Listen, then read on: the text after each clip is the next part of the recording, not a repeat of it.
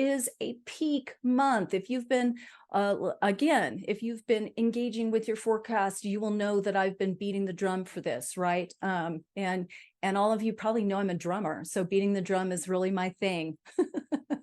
So September, peak month, and we're going to talk about why it is a peak month and how for you to make the best of this peak energy, the intensity of this energy. So what we're going to do first, though, is make sure that you do know what your personal year is. I'm not going to spend a lot of time on this. If you are unsure, while you're watching this, you could go to FeliciaBender.com. There is a calculator there, an actual calculator, just to, to see if you are doing the math right. And yet, very simple math here. You would add the month of your date of birth and the day of your date of birth. You will cast aside your year for this calculation of birth and instead calculate the current year, which is a number 7. It's a 7 universal year. So just to make sure that you're doing that correctly. Also, I want to do a reminder / disclaimer, and that is this. I'm the practical numerologist, and the way that I envision that for myself and why I call myself that is because I like to present you with the information and the material, and then really it is up to all of us to see what resonates with us. And the reason I'm bringing this up now is because there are 2 different schools of thought about the personal year. So the personal year either can be seen as being calculated or seen. Well, what am I trying to say? Let me back up. It runs from January 1st through December 31st of any given year. I would say also that the energy surrounding it peaks or intensifies around your birthday time. And then also, again, peaks and crescendos in September, which is why we're meeting right now. So what I want to say, though, is that there is another school of thought that relegates the personal year to be from birthday to birthday, kind of like a solar return in astrology. Either way, you can work with this material, and yet I wanted to be clear that it really depends on how it resonates with you. I've tried it both ways in my own personal life, and the way that I have learned to do it and that feels correct for me personally is from January 1st through December 31st. If you are not of that mind, no harm, no foul. Whatever works for you, you can still apply this information. It just will be applied a little bit differently for you and with you in your mind. All right. So with that said, let's get rocking and rolling here, because September doubles the energy of your personal year and your personal month. So why is that? Mathematically, September is a number 9. Whenever you add something to a number 9, you get what you started with. And this is infinity and beyond, right? It's a very interesting thing with math.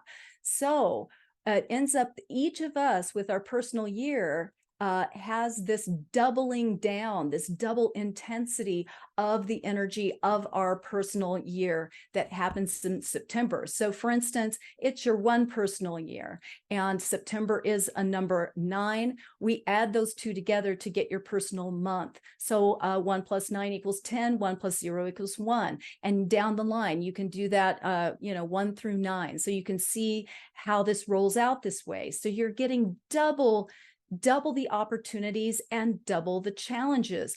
Plus, what I'm going to be saying is that you've been working on this all year long, right? You've been engaging these energies, and let's see where you are and how you're feeling. All right. So the reason that I'm doing this get together with us is I figure you want to go a little deeper. if possible, right? So digging a little deeper, getting a little more nuanced, and getting more able to apply this information to your specific situation, right? And the experiences that you are going through. How do I make sense out of this, right? How do I make some meaning out of it, so that it really is a part of my spiritual personal growth in life? So what I'm going to do here is I'm going to use an example, okay, to just start out, to ramp up, of how we might make sense out of, I don't know, a random happening. And I'm just choosing this one out of the air, right? So let's see how we might look at the particular lesson or the core that we can extract if you are in the process of a divorce. Okay, it could be a job change, it could be a health issue, it could be anything. I'm just choosing divorce as our example here. All right. So if we were to look at the one personal year, let's say you're in a one personal year and you're getting a divorce, how can you see what this core message, core issue is that's coming into play? Well, I would just say, frankly, that you probably wanted and needed to get that divorce last year. Right? In your 9 personal year. Didn't happen for whatever reason. And so right now, the real core issue, not issue, well, maybe issue, but the message for you and what you're really learning and growing with and on and into is your independence. If you are getting a divorce, it's gonna kick you up the ladder into your independence.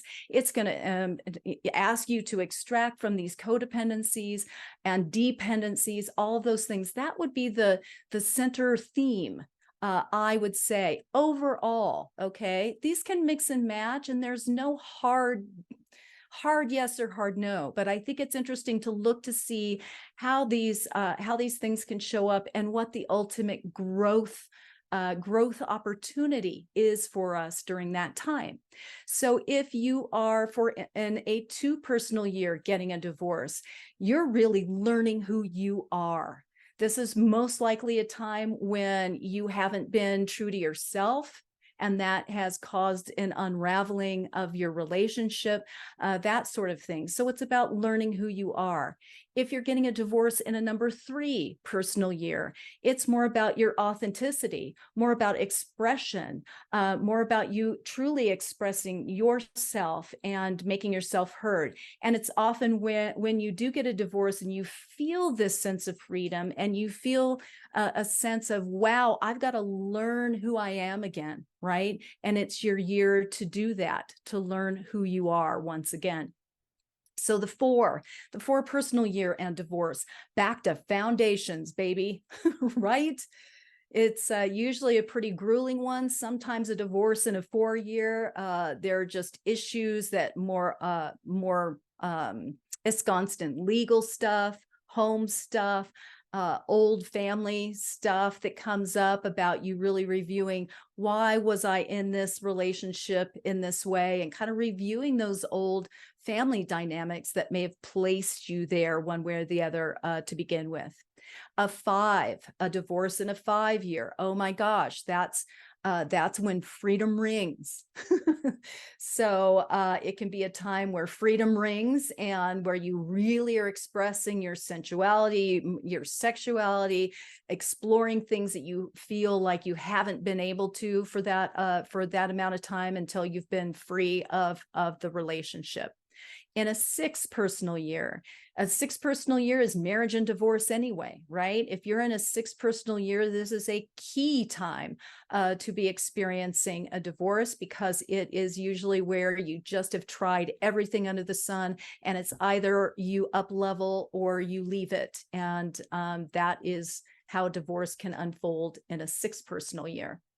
So a 7 personal year, this usually is a deep dive into the self. And this is not, again, a hard and fast rule. And yet what I find oftentimes, very often, is when I have clients who are experiencing a divorce in a 7 personal year, they are the one who is left. They're not the one who is leaving. They're the one who is somewhat surprised that they're being left. And so they get to do a deep dive, like, what just happened here? How did I miss that?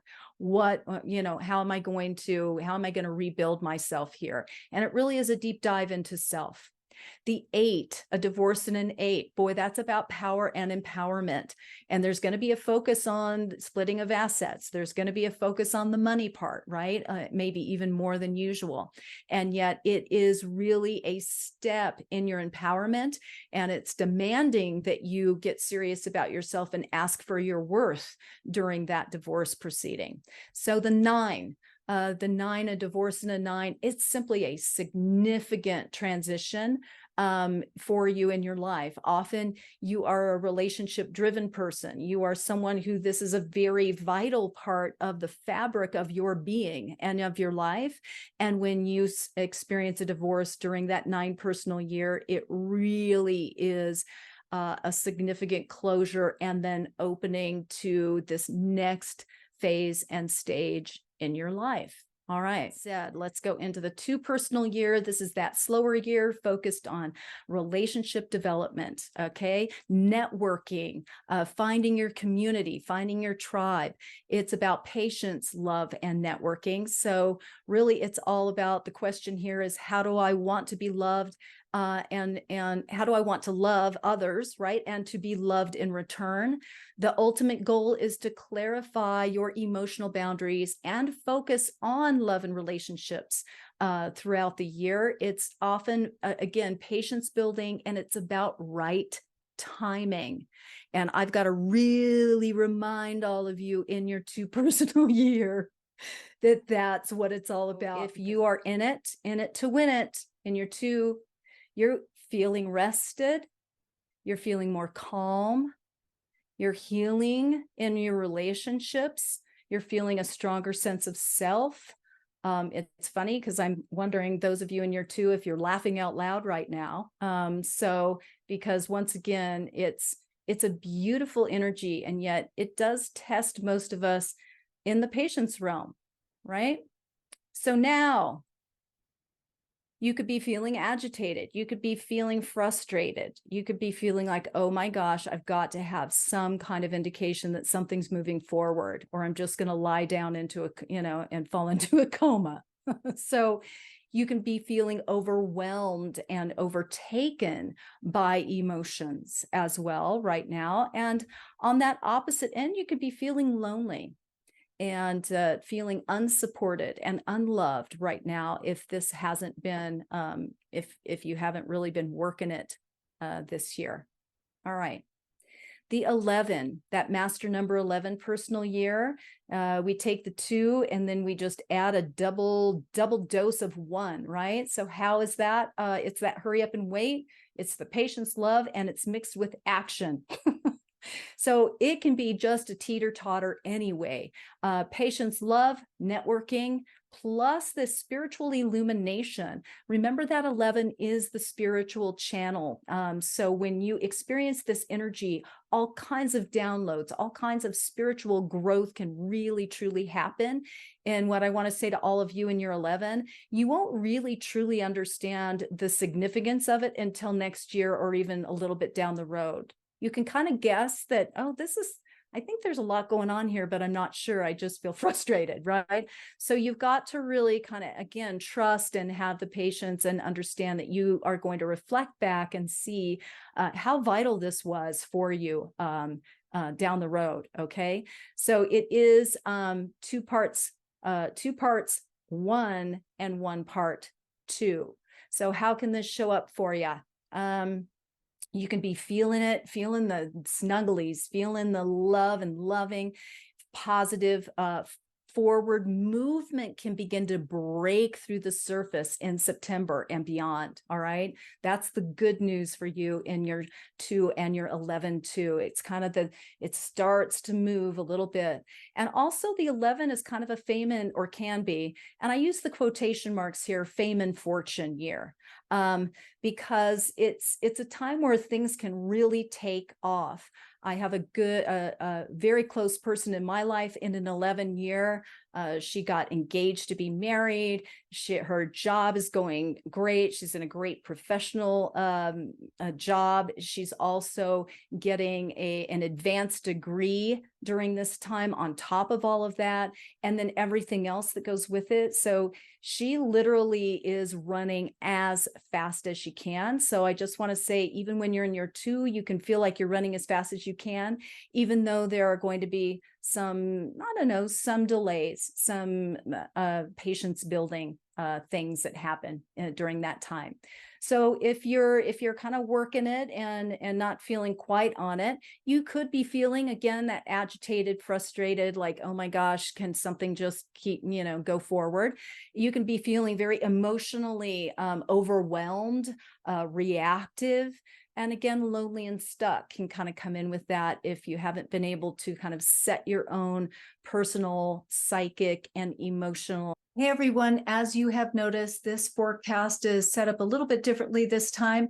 I decided to make it a little bit different and give you a little piece of a webinar that I just presented on the energies of September. I thought that would be a nice way to shake things up and give you a little bit of a different approach. If you would like to review what your forecast is for the month of September in written form, very much like would usually be as part of your forecast, please go and take a look at it. You can read that rather than watch it. And I know I'm asking a lot of you, but if you are interested in that forecast, go read it at FeliciaBender.com. So it's FeliciaBender.com, and go under monthly forecast. Click on your personal year and you will get the full written forecast for this month. I hope you have a great one, and I'll see you soon.